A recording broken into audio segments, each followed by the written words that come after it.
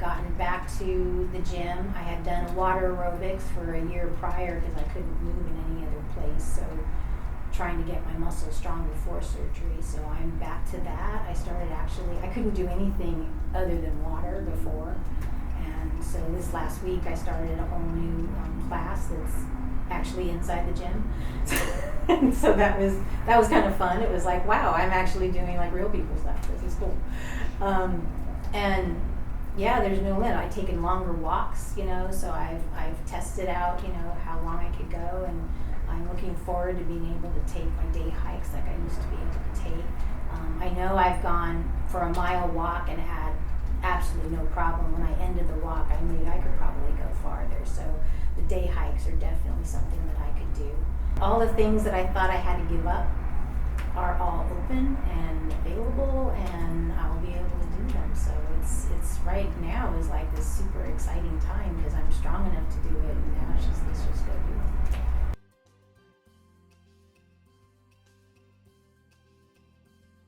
Getting over the fear of surgery itself.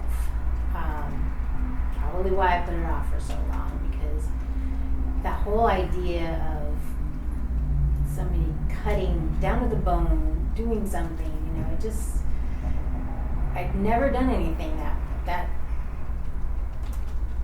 I don't know, that total, I guess, it was like you have little, procedures you do with different doctors and stuff, but it was like nothing compared to what I thought this was going to be like. And so I was super nervous, super anxious about, I'm going to be put out, I don't know what anyone's doing, it's, just that in itself.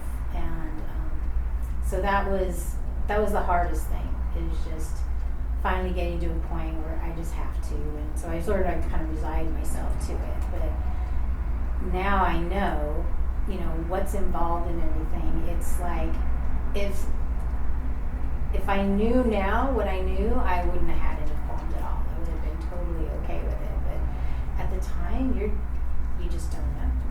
If it's your first time, it's like, I don't know what to expect. And I'd rather just, it's a little pain, maybe I can just deal with it. So that was the toughest. Just getting how do you get past that and say, okay, let's do this, so that was toughest.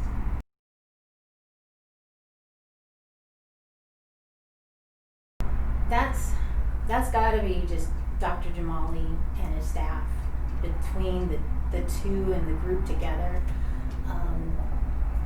Dr. Jamali was able to just be so open and informative on what was actually happening currently in my body and what was causing the pain, what the options were, because there were options, kind of not being judgmental and not seeming to push and what the choices were, which way to go, totally leaving it up to me, just giving me all the information I needed.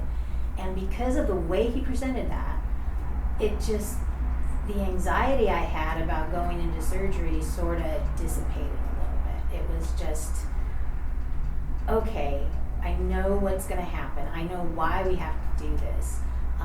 He explained how they were going to do it and, what was involved, and all the things he had done in the past and the things that he knew were incorrect ways and how they've improved upon things, and again, just alleviated those fears.